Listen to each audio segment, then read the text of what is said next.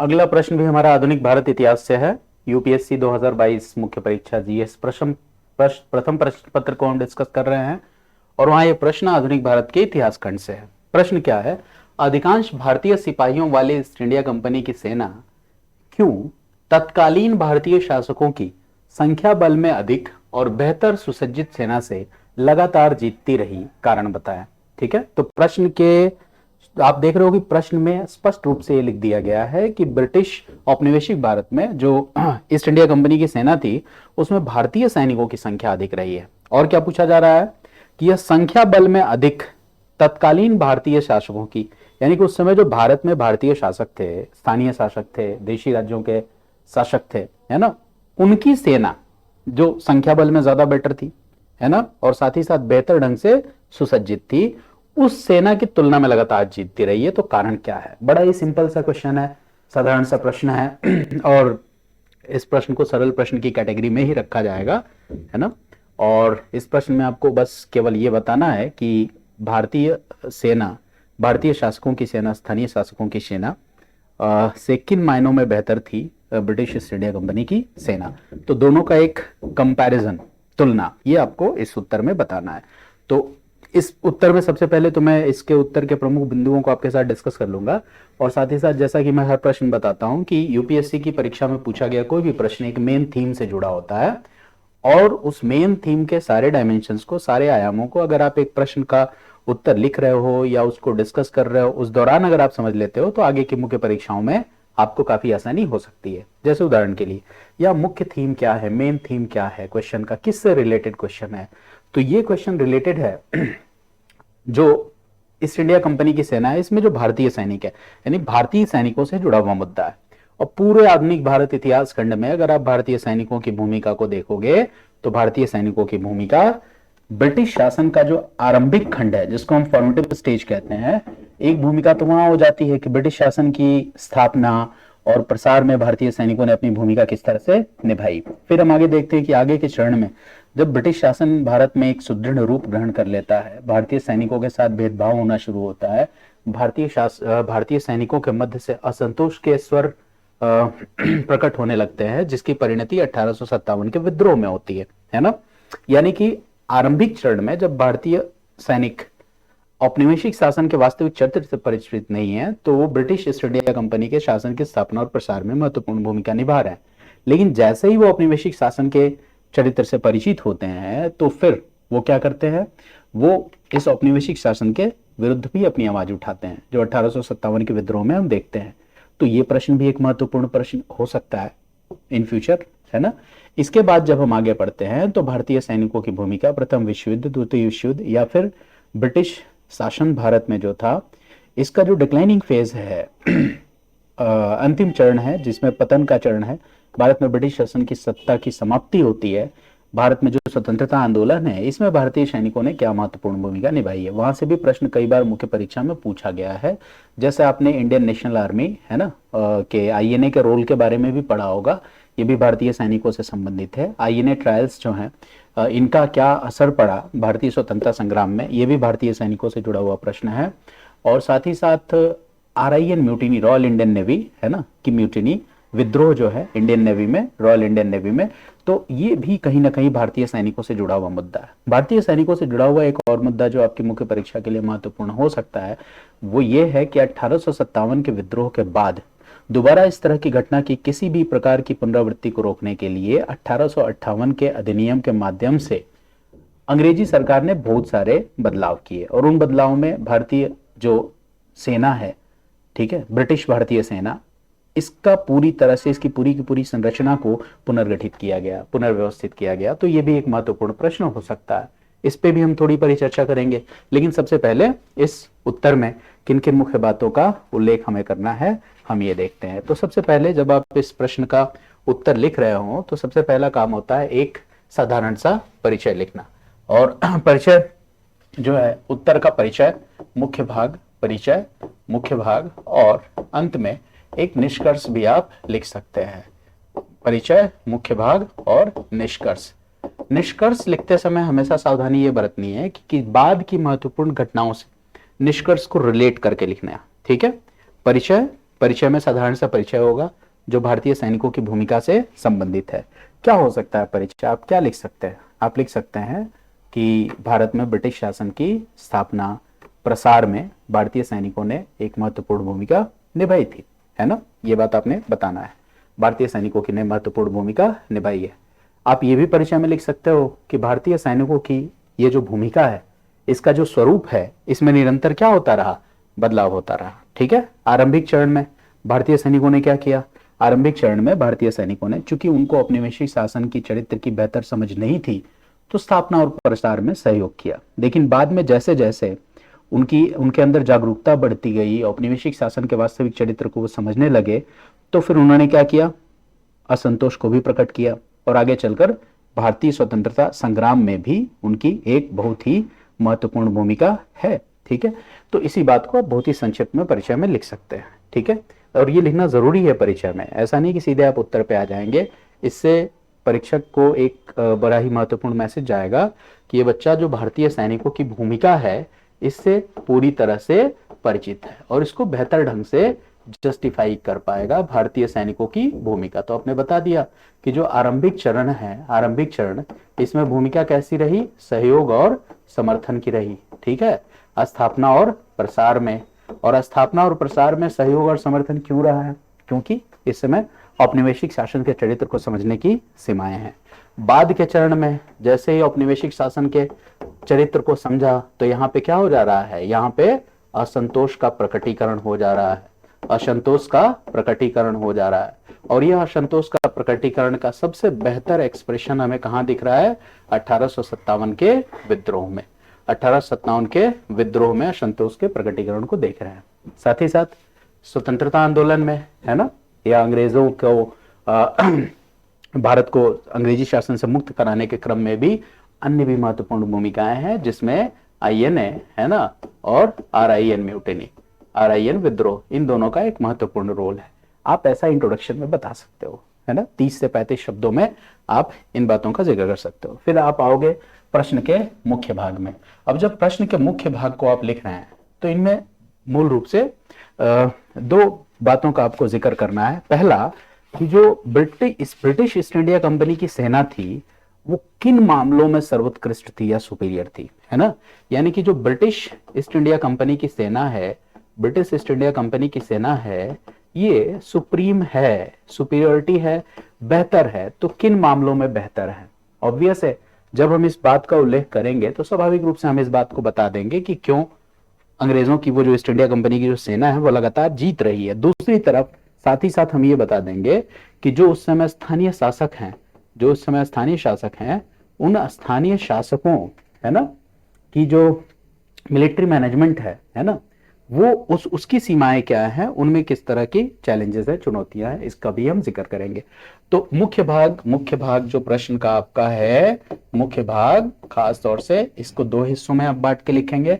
तो मुख्य भाग का जो खंड क है, इसमें आप बताइए कि जो ब्रिटिश ईस्ट इंडिया कंपनी की सेना है ना, इसकी सर्वोच्चता जो है, ब्रिटिश ईस्ट इंडिया कंपनी की सेना की सर्वोच्चता, है ना, कारण, इन कारणों का आप उल्लेख कर लीजिए। और उत्तर लिखते वक्त हमेशा ध्यान रखिए, आप कोशिश करिए अगर संभव हो तो पॉइंट वाइज फॉर्मेट में आंसर को लिखने की कोशिश करिए। तो इससे आपकी शब्दों की भी बचत होगी, समय सीमा में आप आंसर्स को लिख लेंगे।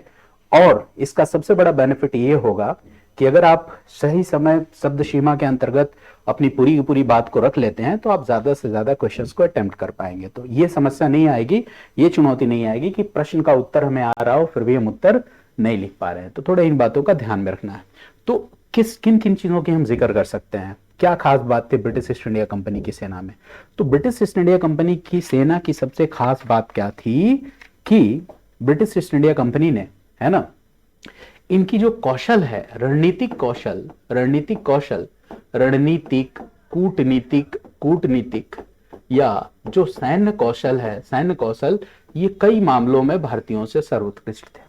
इनकी सर्वोत्कृष्टता का सबसे बड़ा पैमाना यह है कि भारत में व्यापारी के रूप में आते हैं, शासक की भूमिका को ग्रहण करते हैं और बहुत सफलता से जो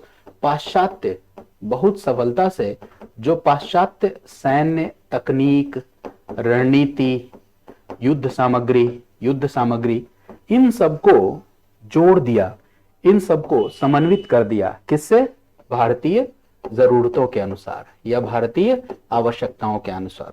और भारतीय आवश्यकताओं के अनुसार इसको समन्वित करने का ही कारण था कि भारतीय सैनिक ब्रिटिश ईस्ट इंडिया कंपनी की सेना में जाकर कंफर्टेबल फील करने लगे, वो उसमें अपने आप को सहज महसूस करने लगे और उन्होंने सैन्य अभियानों में मदद की, है ना, ऑब्वियस है। तो सबसे पहला काम तो इन्होंने ये किया, है ना, कि वेस्टर्न पाश्चात्य की जो सैन्य प्रशिक्षण था, उस सैन्य प्रशिक्षण को भारतीय सैनिकों को दिया। सोचो किस तरह से उसको एकोमोडेट किया, बेहतर बनाया। पाश्चात्य जो सैन्य परंपराएं थी, उन सैन्य परंपराओं को भारतीय सैन्य परंपराओं के साथ बेहतर ढंग से समन्वित किया। पाश्चात्य जो हथियार थे, रण कौशल थे, उनको भारतीय संदर्भ में, परिप्रेक्ष्य में उसको यूज किया। और सबसे खास बात क्या है कि इनकी जो सैन्य तकनीक थी, ये आधुनिक सैन्य तकनीकियों से लैस थे। इनके पास आधुनिक हथियार थे और उन आधुनिक हथियारों की क्षमता भारतीय शासकों के पास जो हथियार थे, उन हथियारों की तुलना में ज्यादा बेहतर है। तो ऑब्वियस है, इसका फायदा कहां मिलेगा आपको कि संख्या बल में अगर आप कम हो तो भी आप बेहतर संख्या बल वाली सेना से ज्यादा बेहतर ढंग से आप परफॉर्म कर सकते हो। ठीक है। और मैंने पहले ही बताया आपको कि जो मिलिट्री स्ट्रेटेजी होती है ना, सैन्य रणनीतियां होती हैं, वो सैन्य रणनीतियों को डिजाइन करने में, बनाने में अंग्रेजों को महारत हासिल थी। तो अगला बिंदु तो यही आप लिख सकते हैं कि जो सैन्य रणनीतियां हैं, सैन्य रणनीतिक कौशल में तुलनात्मक रूप से श्रेष्ठ, सैन्य रणनीतिक कौशल में तुलनात्मक रूप से श्रेष्ठ।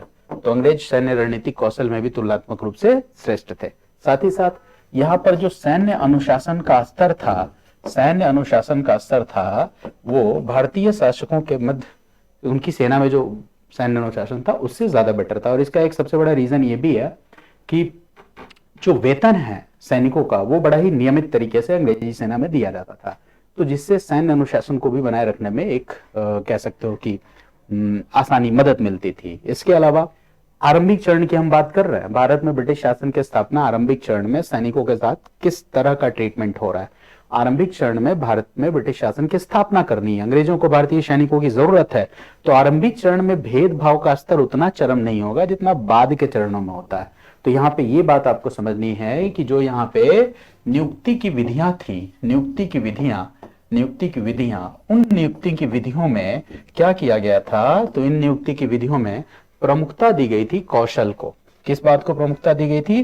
कौशल को। यानी कि आपको आपकी सैन्य कुशलता के कारण सेना में लिया जाएगा, आप किन भूमिकाओं को का निर्वहन करने में ज्यादा बेहतर है, ज्यादा समर्थ है, उसके अनुसार आपको भूमिकाएं दी जाएंगी, है ना। यानी यहाँ पे जो नेपोटिज्म या भाई भतीजावाद जैसी चीजें वो नहीं लाई जाएगी। हालांकि ये भी सच है कि नेपोटिज्म में, भाई भतीजावाद में, है ना, और भेदभाव में अंग्रेजों का कोई सानी नहीं है, उनका कोई टक्कर दे ही नहीं सकता। लेकिन फिलहाल यहाँ पे आम सैनिकों के संदर्भ में इस तरह की चीजें थी।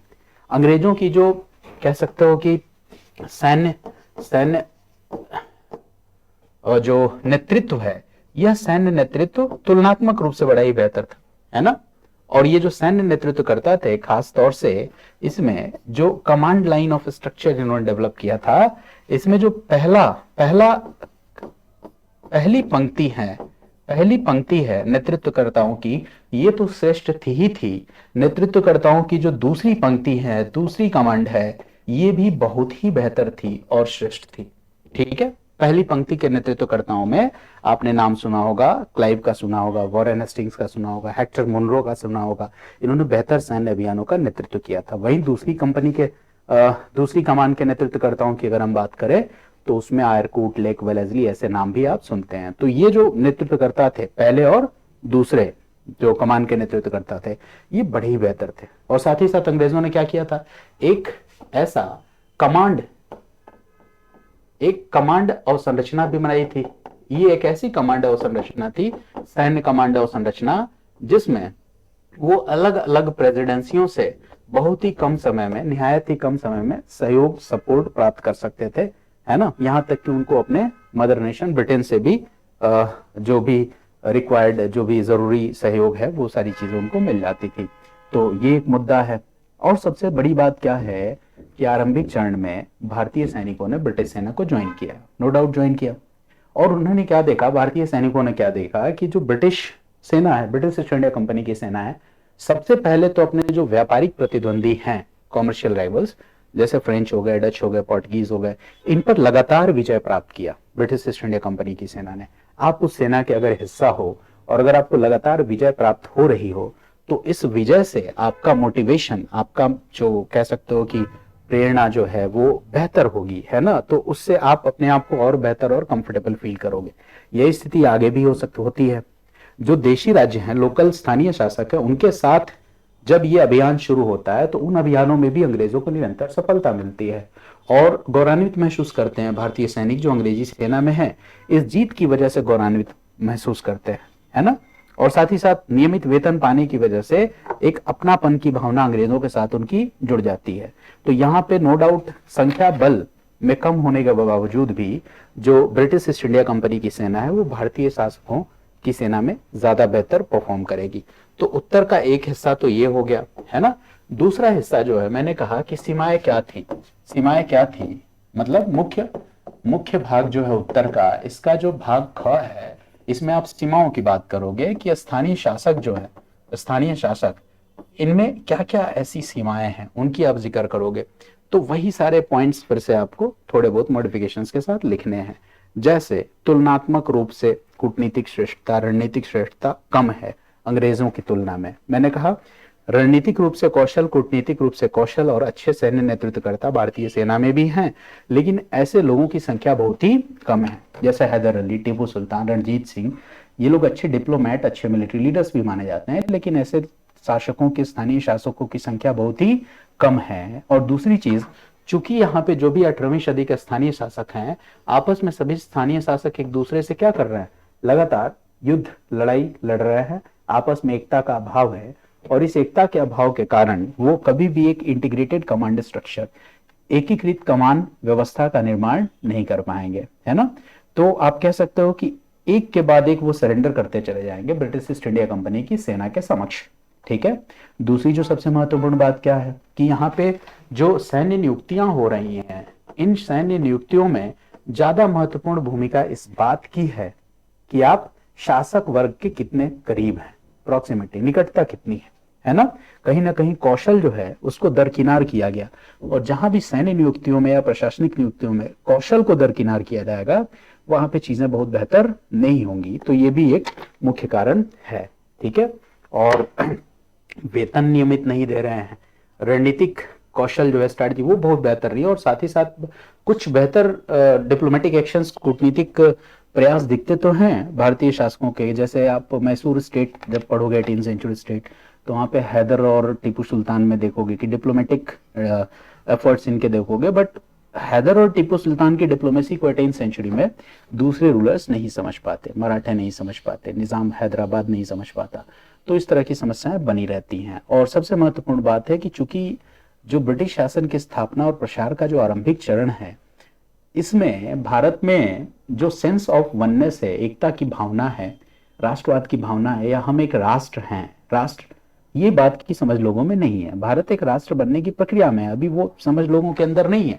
तो कहीं ना कहीं सिपाही भी इस बात को नहीं समझ पा रहे हैं कि हम एक राष्ट्र हैं और हमें इस राष्ट्र के हितों को लेकर आगे बढ़ना चाहिए। लेकिन जैसे ही सिपाहियों को ये बात समझ में आती है, आप देखते हो कि भारत में जो पहला महान विद्रोह है, वो कौन सा विद्रोह है, 1857 का विद्रोह। और मुख्य रूप से यह सिपाहियों के मुद्दे से जुड़ा हुआ है, और भी मुद्दे इसके साथ जुड़े हुए हैं, केवल सिपाहियों की नहीं, अन्य वर्गों की भी सहभागिता है, बट सिपाहियों के मुद्दे को लेकर विद्रोह शुरू होता है। तो इससे क्या पता चलता है, इससे ये पता चलता है कि आरंभिक चरण में जब तक भारतीय सिपाही ब्रिटिश शासन के सत्ता और चरित्र के वास्तविक स्वरूप को नहीं समझ पा रहे हैं, बहुत जोश और उत्साह के साथ ब्रिटिश शासन के साथ उनके जो सैन्य अभियान है, चाहे वो स्थानीय शासकों के विरुद्ध हो या पड़ोसी राज्यों के विरुद्ध हो, जैसे अफगानिस्तान, नेपाल या फिर बर्मा के विरुद्ध हो, या फिर ग्लोबल मिलिट्री कैंपेन्स हो, वैश्विक सैन्य अभियान हो, हर जगह उनकी सहायता कर रहे हैं। लेकिन जैसे ही वो वास्तविक चरित्र को समझने लगते हैं, वो क्या करने लगते हैं, अपने असंतोष को प्रकट करने लगते हैं, ठीक है, अपने अधिकारों की मांग करने लगते हैं। और सिपाहियों की बहुत महत्वपूर्ण भूमिका है। यही वजह है कि 1858 के अधिनियम में जो बदलाव लाया गया उसमें एक सबसे बड़ा बदलाव सैन्य पुनर्संरचना को लेके भी था। ये बदलाव भी बहुत जरूरी है। तो यहां से भी एक मुख्य परीक्षा का प्रश्न बन सकता है। फिर 1900 पहले विश्व युद्ध, प्रथम विश्व युद्ध और द्वितीय विश्व युद्ध, यहाँ पे भारतीय सैनिकों की क्या भूमिका है, यहाँ से भी एक प्रश्न बन सकता है।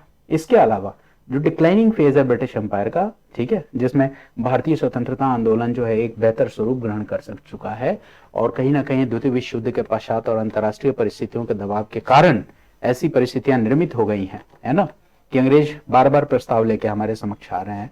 वैसी परिस्थिति में भी हम देखते हैं कि आईएनए का रोल इंपॉर्टेंट हो जाता है और रॉयल इंडियन नेवी का भी रोल इंपॉर्टेंट हो जाता है। तो ये भी महत्वपूर्ण भूमिकाएं हैं भारतीय सैनिकों से संबंधित, इसको आपको समझना है। तो निष्कर्ष में आप इन चीजों को लिख सकते हैं और कोशिश करें कि आंसर लिखते वक्त कहीं ना कहीं ग्राफ और स्केच का यूज कर लें। तो जो मेन थीम है इसका, ठीक है, इस टॉपिक का जो मेन थीम है, अगर आप इस मेन थीम को समझेंगे तो इस मेन थीम को कुछ ऐसे हम समझ सकते हैं कि भारतीय सैनिकों की भूमिका, भारतीय सैनिकों की भूमिका।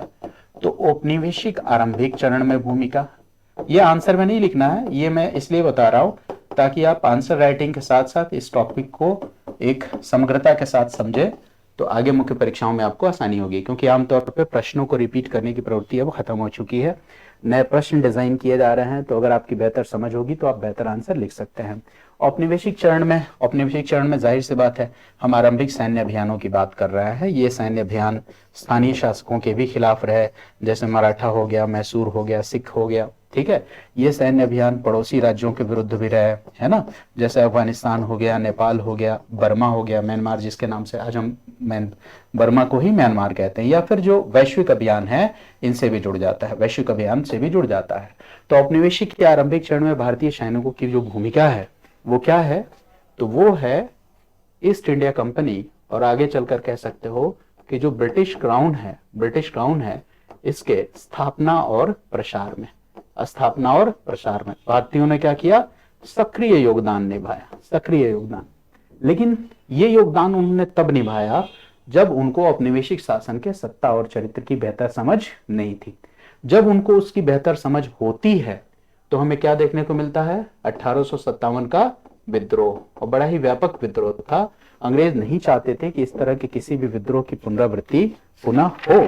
तो अंग्रेजों ने क्या किया, 1858 का अधिनियम लेके आए, और जब 1858 का अधिनियम लेके आए तो इसमें अनेक प्रावधान किए गए, जिसमें सबसे पहला महत्वपूर्ण प्रावधान था कंपनी शासन को समाप्त करके ब्रिटिश क्राउन का सत्ता स्थापित कर दिया गया। ये सबसे पहला महत्वपूर्ण बदलाव था। और सैन्य पुनर्गठन किया गया। क्या किया गया, सैन्य पुनर्गठन किया गया, सैन्य पुनर्गठन किया गया। सैन्य पुनर्गठन या जो सैन्य पुनर्संरचना की गई, सैन्य पुनर्गठन या सैन्य पुनर्संरचना की गई, इसमें क्या किया गया, ये मुख्य परीक्षा का एक प्रश्न हो सकता है। 10 मार्कर आप ध्यान रखिएगा कि सेना की संरचना में बदलाव किया गया, भारतीय सैनिक और अंग्रेजों सैनिकों की अनुपात में बदलाव किया गया, साथ ही साथ, है ना, अंग्रेजी सैनिकों का अनुपात विशेष तौर से उन क्षेत्रों में बढ़ा दिया गया जो कि 1857 के विद्रोह के सबसे लोकप्रिय केंद्र थे, ठीक है। इसके अलावा जो भी रणनीतिक महत्व के पोजीशंस हो सकते हैं, स्थान हो सकते हैं, उन सभी पोजीशन से भारतीय सैनिकों की छुट्टी कर दी गई, है ना। 1857 के विद्रोह के तुरंत बाद की ये बात है। हालांकि धीरे धीरे उन पोजीशंस को रिज्यूम कर लिया इंडियन सोल्जर्स ने, बट वो वैसा करने में काफी वर्ष लग गए। तो इसके अलावा हम क्या देखते हैं कि एक ऐसी परंपरा अंग्रेजी सत्ता ने स्थापित की जिसमें भारतीयों को जो सेना में सर्वोच्च पद होते हैं उनसे हमेशा के लिए एक्सक्लूड रखने की बात की गई। कहा गया कि भारतीय सैनिक, कोई भी सैनिक सूबेदार के पद से ऊपर नहीं जा सका। तो इस तरह से भेदभाव परक एक व्यवस्था की स्थापना की गई। और जैसा कि हम जानते हैं, आरंभ से ही ब्रिटिश शासन का उद्देश्य क्या रहा है, ब्रिटिश शासन हमेशा से एक उद्देश्य के साथ चल रही है, और वो क्या है, वो ये है कि डिवाइड एंड रूल, बांटो और राज करो की नीति। तो डिवाइड एंड रूल की जो नीति है, बांटो और राज करो की नीति, है ना, वो यहां पे भी लागू होगी। भारतीय सेना के संदर्भ में भी बांटो और राज करो की नीति लागू होगी। और वो कैसे लागू होगी, वो यूं लागू होगी कि सेना में भेदभाव को प्रमोट करो। और ये भेदभाव का आधार क्या होगा, ये भेदभाव का आधार जाति हो सकती है, धर्म हो सकता है, कोई विशेष संप्रदाय हो सकता है, इस आधार पर भेदभाव को प्रमोट करो। और साथ ही साथ जाति, धर्म और संप्रदाय के आधार पर जो लॉयल्टीज हैं, ब्रिटिश सेना के प्रति आपकी जो लॉयल्टी है, उस लॉयल्टी को एनकरेज किया जाए, उसको प्रमोट किया जाए, है ना। जैसे आप किस समुदाय के हैं, समुदाय आधारित जो क्या कहते हैं, वफादारी या वफादारी की भावना जो है उसको प्रेरित किया जाए अंग्रेजी शासन के प्रति। जाति आधारित वफादारी की भावना को प्रेरित की जाए, जनजाति ट्राइबल आधारित वफादारी की भावना को प्रेरित की जाए, या क्षेत्रीयता के आधार पर भी ब्रिटिश शासन के प्रति वफादारी की भावना को प्रेरित किया जाए। इसमें जो रिलीजन के आधार पर, धर्म के आधार पर वफादारी की भावना को प्रेरित करना, उसी का हिस्सा है ऑल इंडिया मुस्लिम लीग का बनना, है ना।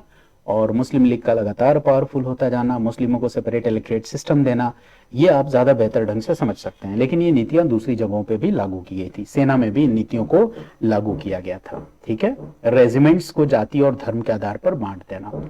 इसके अलावा अलग अलग वर्ग तैयार किए गए सैनिकों से। एक वर्ग योद्धा वर्ग था जिसे मार्शल क्लास कहा जाता था, एक वर्ग नॉन मार्शल क्लास था, गैर योद्धा वर्ग। तो किस आधार पर योद्धा और गैर योद्धा वर्ग को बांटा गया?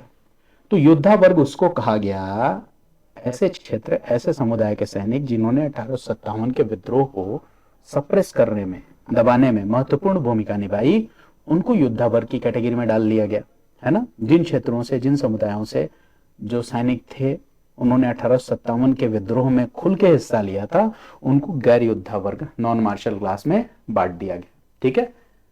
ऐसे क्षेत्रों से सैनिकों का ज्यादा चयन किया गया जो विद्रोह के एपिसेंटर्स नहीं थे। तो बड़े ही व्यापक बदलाव हमको देखने को मिलता है।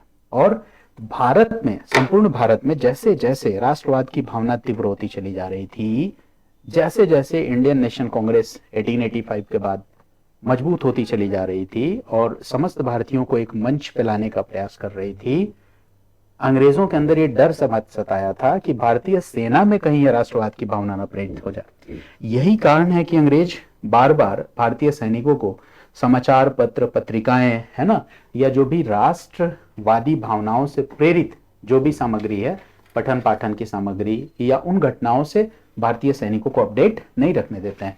क्योंकि अंग्रेजों को ये पता है कि भारत में समस्त जो औपनिवेशिक संरचना है, इसको बनाए रखने में अगर कोई सबसे इंपॉर्टेंट रोल प्ले कर रहा है तो भारतीय सैनिक हैं। सिविल सेवकों का भी एक महत्वपूर्ण रोल है, लेकिन सिविल सेवकों के रूप में नियुक्तियां अधिकतर अंग्रेजों की ही हो रही थी, है ना। तो सुपीरियर पोजीशंस और जो बॉटम लेवल जो कुछ भी है, सब कुछ भारतीय सैनिकों ने ही चीजों को मेंटेन किया हुआ था।